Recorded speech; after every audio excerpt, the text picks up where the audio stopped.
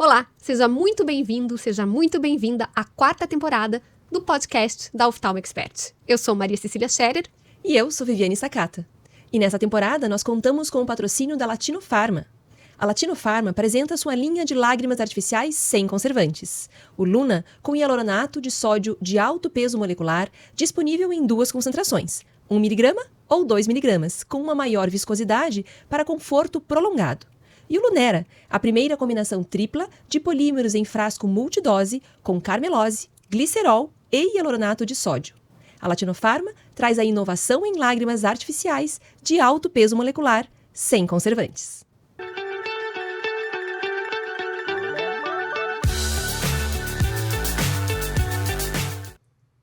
Sejam muito bem-vindos à 4ª temporada do podcast da Oftalmo Expert.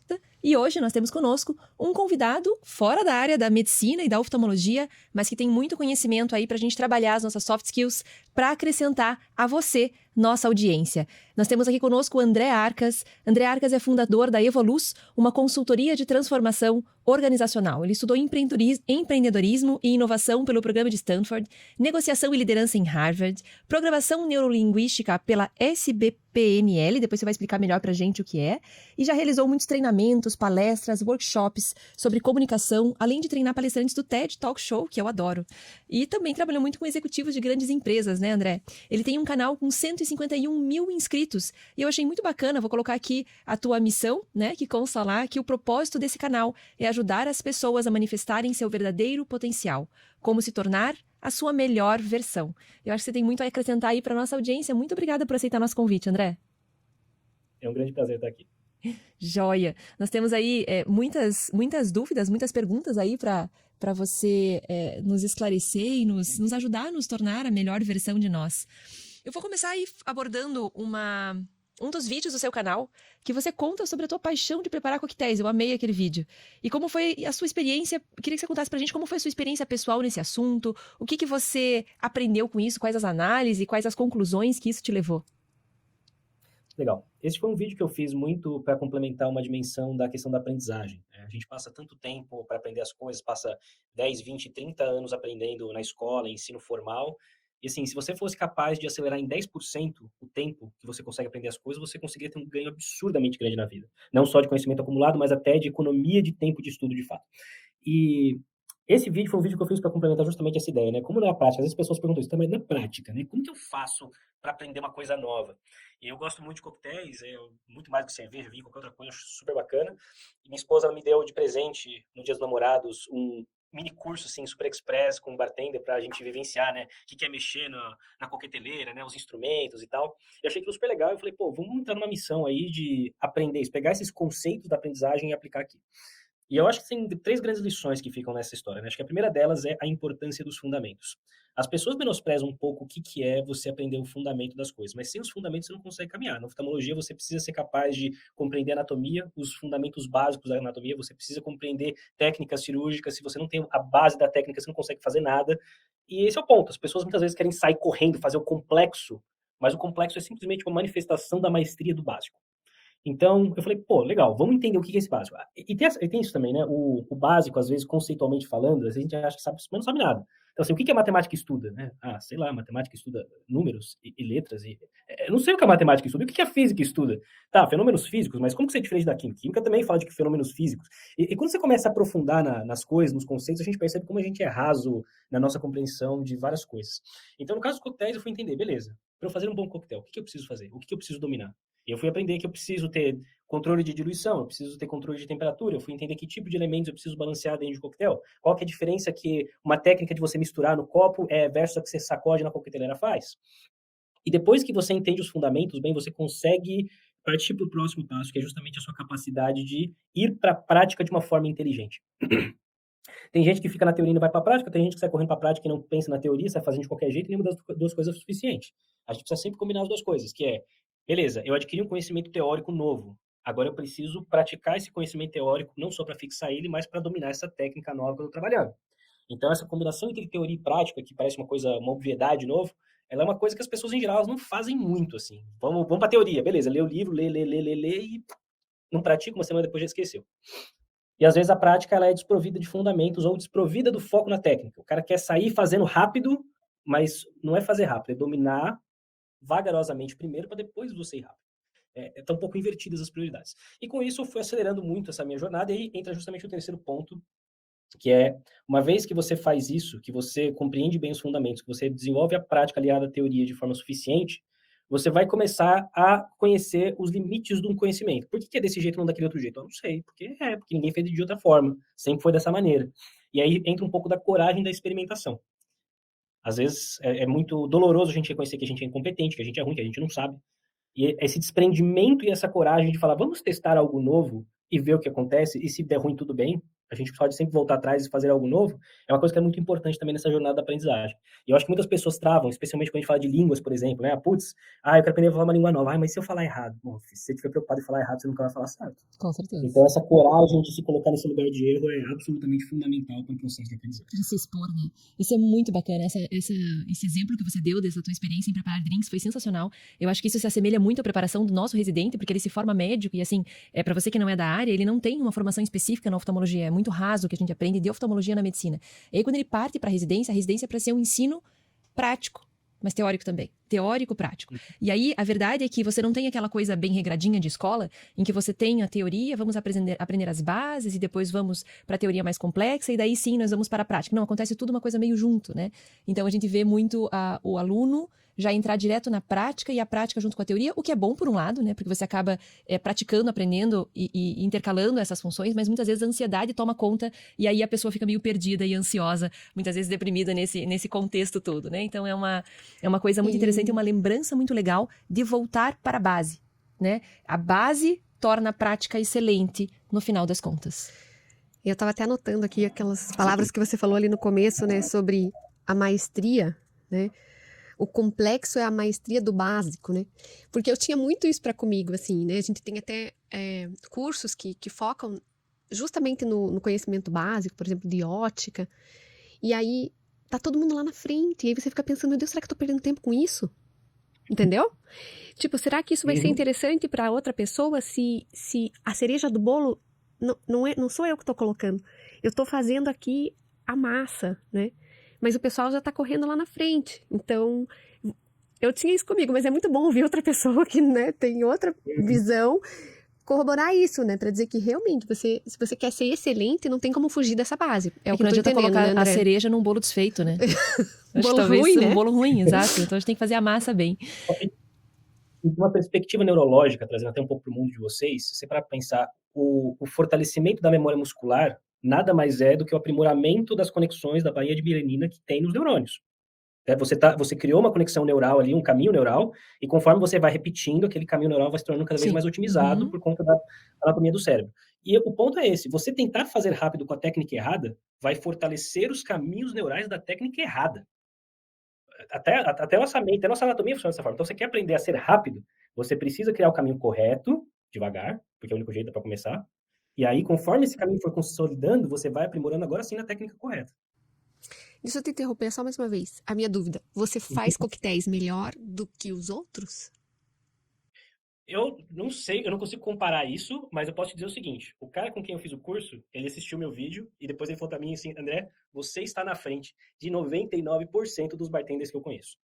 Porque, de novo, as pessoas menosprezam os fundamentos. Gente, parece que eu falo assim, eu não sei se eu consigo transmitir a importância disso, mas a gente vai chegar talvez mais pra frente um pouco pra falar da questão do ego, mas conecta muito com isso. Achar que aquilo é pequeno demais. Eu sou bom demais pra focar nesse negócio pequenininho. Isso. Aproveita e fala do Amumaracama. Aproveita e fala de Amumaracama.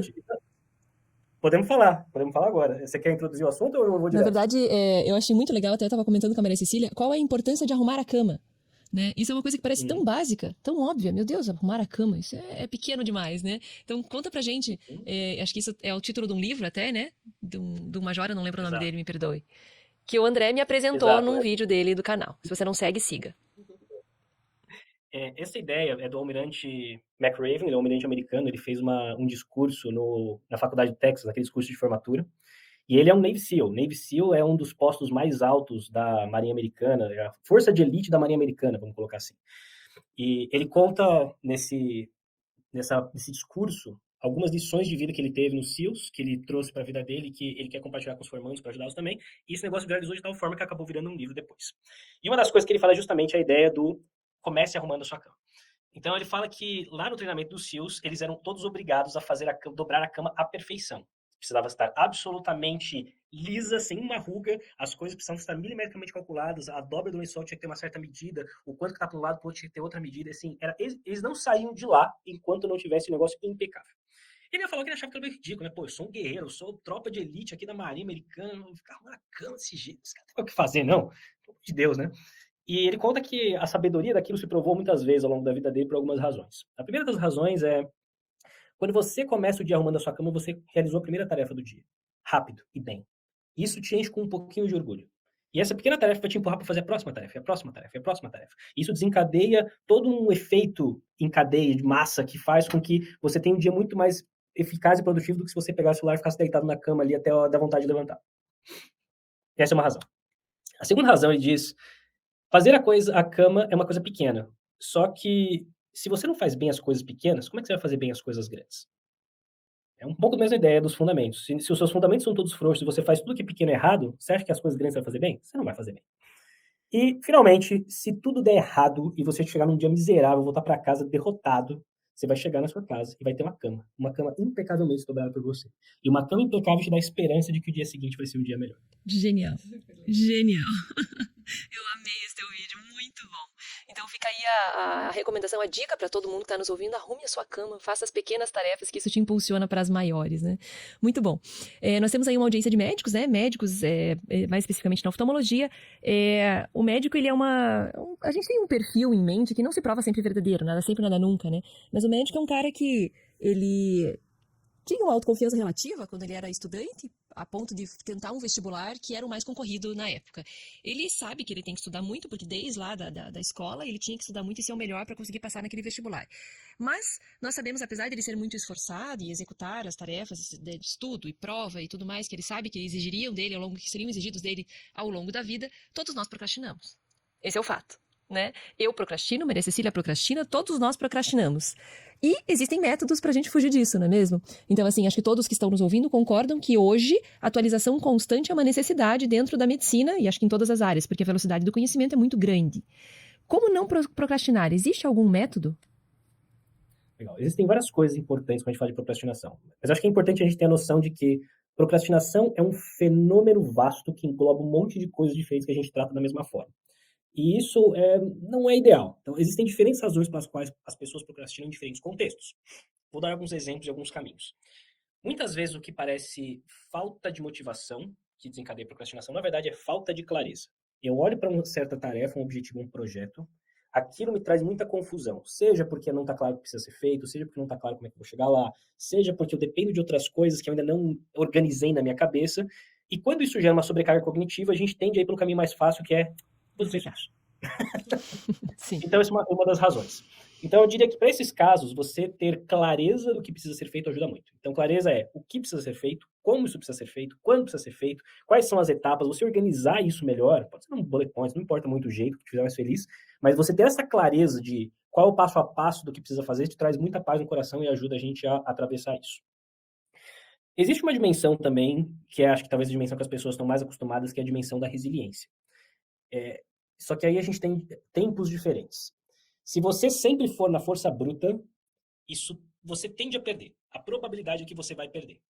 Agora, se você não exercita o músculo da força bruta, você nunca vai conseguir fazer as coisas difíceis, da resiliência. Então tem uma linha tênue aqui, que você precisa ter uma autoavaliação de o quanto eu estou trabalhando esperto e eliminando coisas que estão me atrapalhando para eu fazer o que precisa ser feito, e o quanto eu estou sendo mole. Que é uma coisa que às vezes a gente faz também. Então, vou dar um exemplo para vocês. No final do ano passado, eu tenho 2 filhos pequenos, meu filho mais velho tem 2, minha filha mais nova tem 1. O caos estava na minha vida, assim, Instalado. Ainda está um pouco para estar melhor. Agora está começando a melhorar. E 6 meses atrás, pouco mais de 6 meses atrás, no final do ano passado eu estava gordo, parei de fazer exercício, comecei a comer demais, tal, não sei o quê, preciso voltar. E aí eu resolvi encarar um desafio que era fazer um Ironman em 6 meses. Sair do sofá para um Ironman em 6 meses. E essa foi uma jornada que me trouxe muito o músculo da resiliência. Então, para quem não sabe, um Ironman é uma prova de triatlo, uma das provas mais difíceis do mundo de triatlo, são 3,8 km de natação, 180 km de bike e uma maratona de 42 km aí para fechar o dia. Tudo isso feito um atrás do outro.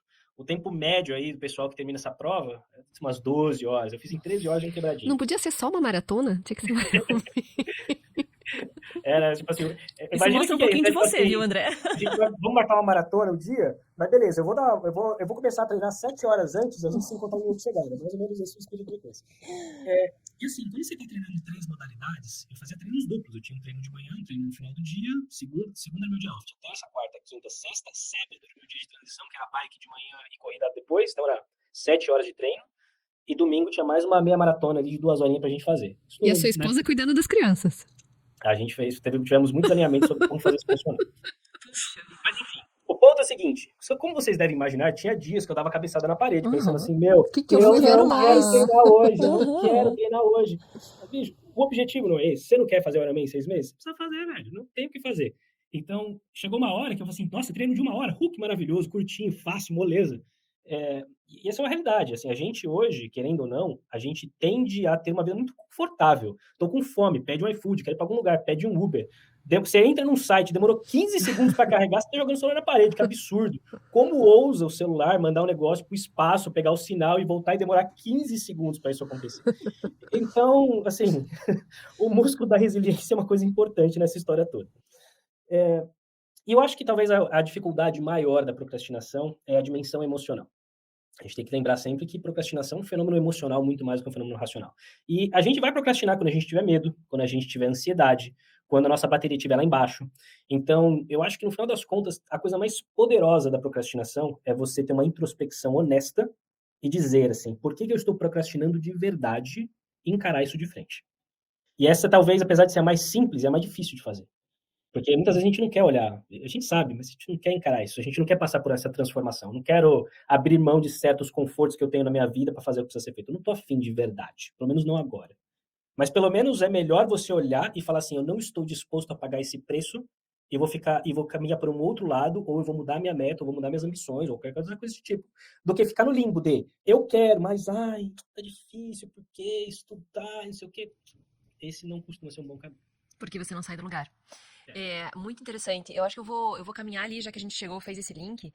Eu vou caminhar um pouquinho mais adiante, porque eu acho que quando você. Uma das coisas mais difíceis que acho que você está abordando também é o ego, né? Então, é o ego de você, de repente, perceber, você, oftalmologista, que está aí na sua carreira super bem sucedido, aí na sua cidade, mas que vê que tem algumas lacunas e que nesse mercado novo que a gente tem aí tão disputado, está percebendo que talvez daqui a muito pouco tempo não seja mais suficiente. E aí você vê que você precisa começar a nadar, né? Que a gente precisa se atualizar, a velocidade de informação mudou, a velocidade de aquisição de conhecimento, pesquisa, tecnologia mudou e a gente precisa se atualizar constantemente. Então, a mudança do que a gente conhecia antes.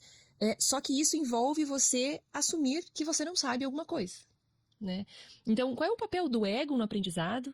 E, mais do que isso, qual é o papel do autoconhecimento nisso tudo, né, de aprender, de se atualizar, de realmente aprender? Acho que aí está o teu foco, né? Para que a gente possa fazer a nossa melhor versão, né? É importante se conhecer, é importante se respeitar, para a gente realmente se tornar um profissional melhor e ter a nossa melhor versão? Eu diria que, vamos começar pelo ego, né? O que é o ego? Vamos começar por aí. Ego, na minha visão, é o nosso mecanismo de proteção de dores psicológicas.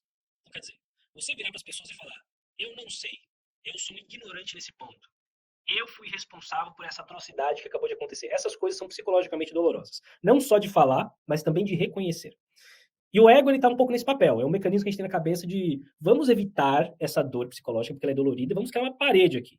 E aí essa parede faz com que a sua consciência justifique os fracassos pelo seu colega incompetente, pelo mercado de trabalho, pelas condições macroeconômicas, por tudo que tem de por aí acontecendo. Tem até fazer uma digressão rápida, tem um livro muito bom, que acho que as 7 estratégias da riqueza e do sucesso, se eu não estou enganado, do Jim Rohn. Que ele conta que ele foi contratado como vendedor, e aí ele não tinha muita experiência, mas o chefe dele viu o potencial nele. E aí acho que não passou 1 mês, 2 meses, ele falou assim, cara, por que você tá arrebentando de vender? E ele começou a falar isso, porque o mercado, porque eu não sei o quê, e as condições, e os clientes, e não sei o quê, e começou a lista infindável de motivos pelas quais ele não estava conseguindo alcançar o Que sucesso nunca dele. estavam nele, né? Então. Estavam fora E aí dele. ele falou assim, justamente isso, cara, muito legal a sua lista, só tem um problema com ela. Ele falou, qual? Você não está nela. O ponto é esse, entendeu? E aí, assim, o ego, ele evita a gente chegar na reflexão que realmente importa, que é, você é 100% responsável pela vida que você quer. 100%. Você pode dizer assim, André, não é justo que outras pessoas tenham condições mais fáceis que eu. É verdade, mas isso não importa. Essa é a situação atual. Você pode reclamar, você pode chiar, você pode culpar os seus ancestrais, você pode culpar a loteria genética, mas no final do dia, se você quer alguma coisa, a responsabilidade de desenrolar essa coisa é sua.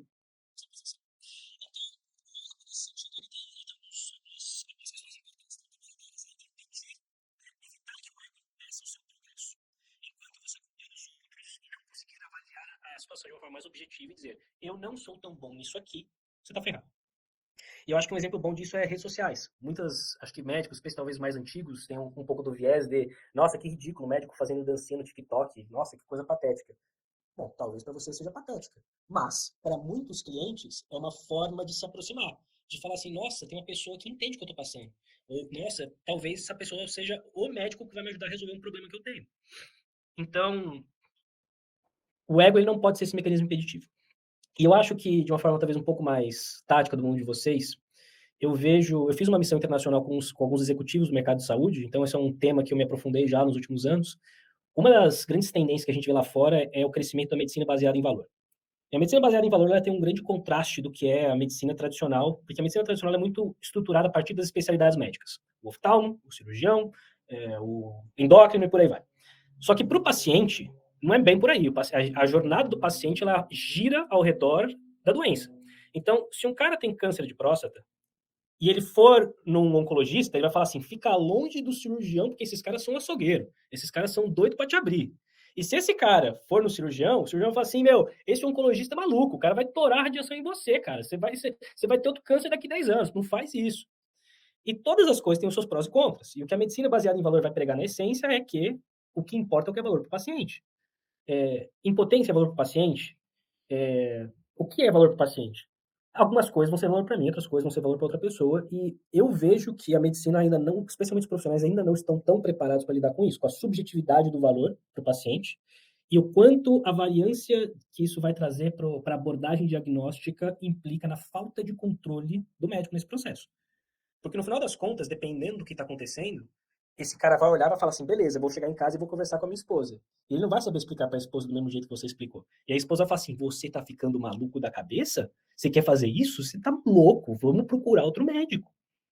Isso é uma realidade. E essas coisas com o Google, com informação, vão ser realidades cada vez maiores. Então, eu acho que talvez o grande ponto que eu deixaria de reflexão nessa perspectiva de deixar o ego de lado e buscar o que é valor para os nossos pacientes é que outras dimensões de valor existem para os meus pacientes que eu estou negligenciando na minha prática.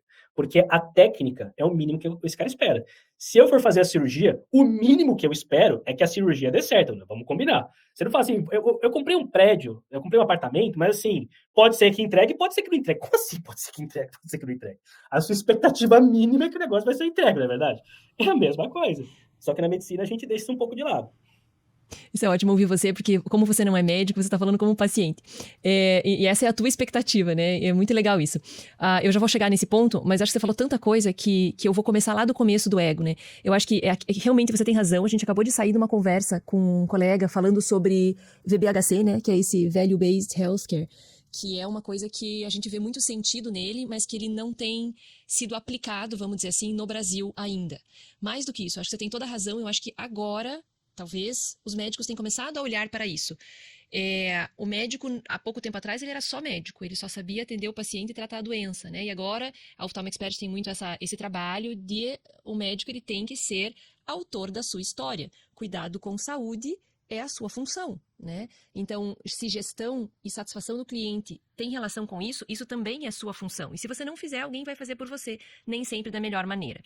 Agora, isso passa pelo ego, né? De você entender que você não sabe, você não é bom nisso e que, poxa, vamos aprender, então. É uma lição de humildade para que você possa realmente aprender. Eu não sabia dessa tua jornada. Conta pra gente um pouquinho dela. Foi uma empresa de saúde que eles queriam trazer práticas de inovação para dentro e a gente organizou uma missão internacional para fazer um benchmark lá fora, combinado com algum segmento de educação executiva, que a gente pegou uma universidade com alguns professores específicos para certos pontos. E tudo isso, eu conduzi isso tudo ajudando esses caras a tropicalizar isso tudo, né? Então, beleza, a gente viu o benchmark aqui fora, a gente viu o negócio aqui, beleza. Como é que a gente aterriza isso para nossa realidade? Porque assim, não, mas na Europa é outra parada, não, porque os equipamentos aqui é fácil, quero ver fazer no Brasil, né? Aquela coisa. Então, esse foi um pouco do meu papel. E foi super interessante, fascinante ver, assim, as diferenças culturais e como algumas coisas são um pouco geral, né? Você falou do BVBHC, esse foi um tema que a gente explorou muito lá, e eu acho que o maior desafio, já conectando com o ponto do ego, é o médico, para o VBHC funcionar, ele precisa perder o papel de protagonista. Perder o papel de protagonista para uma enfermeira, perder o papel de protagonista para a família, perder o papel para o paciente. Claro. O paciente passa a ser o foco, né? Aquela livro, né? The Patient Will See You Now. Ah, sim. É fascinante, mas eu acho que esse é um desafio do ego, fundamentalmente, né? A medicina, no ensino, ela não ensina a trabalhar em equipe. Ela ensina você a tomar decisões rápidas, assertivas, decididas. Não dá pra gente ficar debatendo, vamos debater nós todos aqui, o paciente na UTI, o cara chegou acidentado aqui, correndo. Vamos debater, o que nós deveríamos fazer? Não dá pra gente debater. Se alguém não fizer alguma coisa, esse cara vai morrer. Então, o treinamento médico, ele é muito orientado para isso. A urgência, a tomada de decisão rápida e segue o jogo.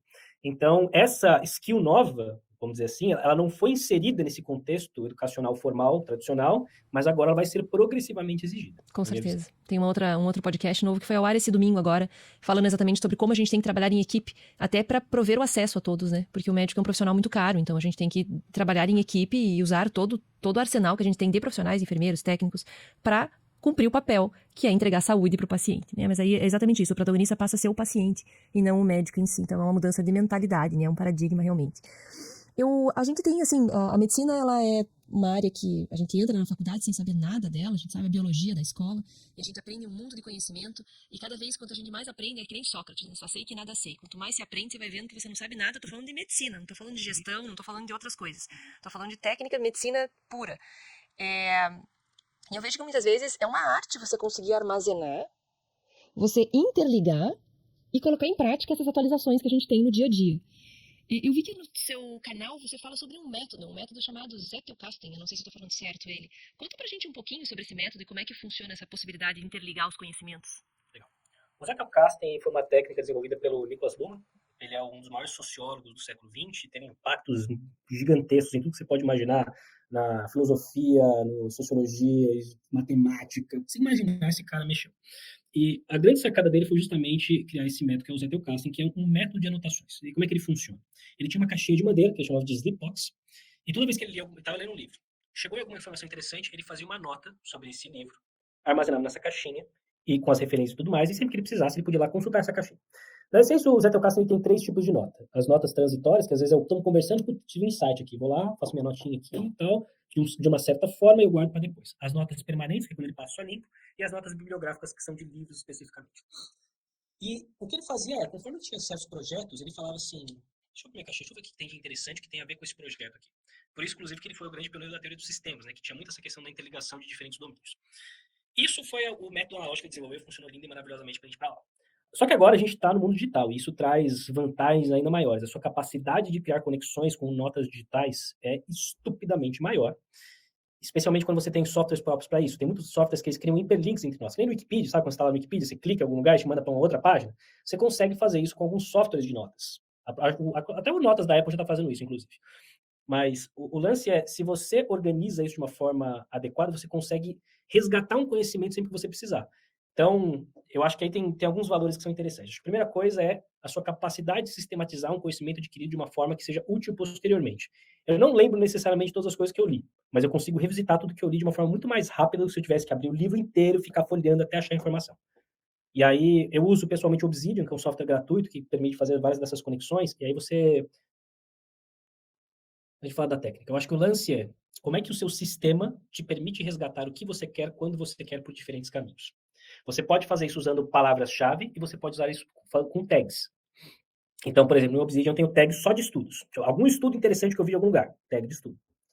Alguns vão ser por palavras, outros vão ser por temas. Então, esse tema é sobre VBHC. Esse tema aqui é sobre técnicas novas. Esse aqui é sobre medicamentos experimentais. Sei lá. E aí você consegue, com base nisso, putz, agora surgiu alguma demanda na minha vida prática que eu preciso resolver. Você consegue abrir o seu repositório e falar, legal, o que eu tenho de útil aqui que consegue me ajudar nesse negócio? E pra mim, esse é um superpoder. Minha esposa, ela fala assim, nossa, a sua memória é absurda. Minha memória não é absurda. A minha organização é que é boa e que me permite lembrar coisas que eu não lembraria sem ela. É isso. Para quem tá ouvindo, o André tem um tutorial do Obsidian, né, no seu canal, ensinando como mexer, onde achar ele, como classificar e como fazer tudo isso. Então, se você não viu ainda, entra lá, se inscreve no canal e dá uma olhadinha no vídeo, né, André? A gente vai caminhando aí pro final da nossa entrevista, né? Já estamos indo no final do nosso tempo aí, 30, 40 minutos. E eu queria que você aproveitasse todo esse know-how que você teve aí nessa jornada que você fez no mercado de saúde, tudo que você traz de conhecimento para que a gente realmente alcance a nossa melhor versão, tudo que você trouxe aí de conhecimento pra gente, precisa dar um conselho final aí do seu expertise para os médicos que nos ouvem. O maior valor que você, como médico, tem a proporcionar, que você ainda não cria, está fora da medicina. Tem uma história interessante da XPRIZE. A XPRIZE é uma fundação que ela queria dar prêmios milionários para a solução de problemas complexos que ninguém quer resolver. Uns anos atrás, eles tinham um desafio para limpar petróleo do oceano. Então, tem um petroleiro lá, teve um vazamento, caiu lá em águas internacionais. Como é que você limpa esse negócio? Problemão, difícil. E eles acharam que a melhor tecnologia que existia no mercado dá para fazer melhor. Abriram um concurso lá, $5 milhões para o time que quer uma solução que seja mais eficaz. O time que pegou o segundo lugar era composto por um mecânico, um tatuador e um dentista. Um dia, o mecânico estava fazendo uma tatu e virou pro cara e falou assim, mano, você viu esse negócio lá, cara, da XPRIZE? Petróleo, derramamento de petróleo, tá muito louco isso aí, né? Aí o tatuador falou assim, pode crer. Petróleo tem muito a ver com buraco, né? Eu conheço um dentista que faz muito buraco. Vamos falar com ele? Esses 3 doidos se juntaram e eles criaram uma solução que era 2 vezes mais eficaz do que a melhor solução que existia de mercado até então. Porque o especialista, ele é preso pelas barreiras dogmáticas do conhecimento. A medicina tem certos dogmas que você, depois que aprende, você não consegue atravessar. O cara que não tem essa bagagem, ele se permite aventurar por caminhos que podem parecer malucos no começo, mas depois funciona. E a gente pode levar isso de várias formas. Uma coisa que a gente usa muito hoje é a biomimética, né? A gente aprendeu o que a natureza tem de sabedoria. O que eu posso pegar de mecanismos que a natureza comprovou que funcionam e trazer para cá. Se em algum momento teve um biólogo que falou, se a gente pegasse essa parada que o polvo faz e a gente usasse isso para fazer uma garrafa? Esse é o lance, porque o repertório próprio da engenharia, da medicina, não está ali, o repertório está em outro lugar. Então, o ponto onde eu quero chegar é, existe um limite de até onde você consegue agregar valor com a técnica.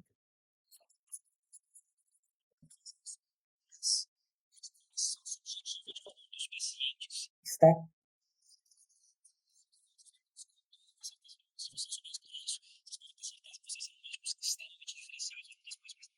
Muito joia. A genialidade não está no tradicional, né? A genialidade está no pensamento, na criatividade, em outras habilidades. Talvez abrir a mente seja uma palavra, uma frase boa, né? Para quem está nos ouvindo. Muito legal. André, foi uma conversa rica, muito enriquecedora, realmente diferente de todas que a gente já teve até agora, né? Foi sensacional. Um gostinho enorme de quero mais. Com certeza. Te agradeço muito aí a tua presença, o teu tempo, que é valioso. Muito obrigada por ter estado com a gente. Se você ainda não segue o canal do André tem muito a oferecer aí para você, médico que nos ouve, alcançar a sua melhor versão. Então, acho que vale a pena. Como a gente disse, agregar conhecimento é sempre bom, né? Ninguém tira de você o conhecimento que você acumula. Então, é isso. Oftalmo Expert sempre com vocês. Logo teremos mais um episódio. Obrigada, André, mais uma vez. Oftalmo Expert, de olho no futuro.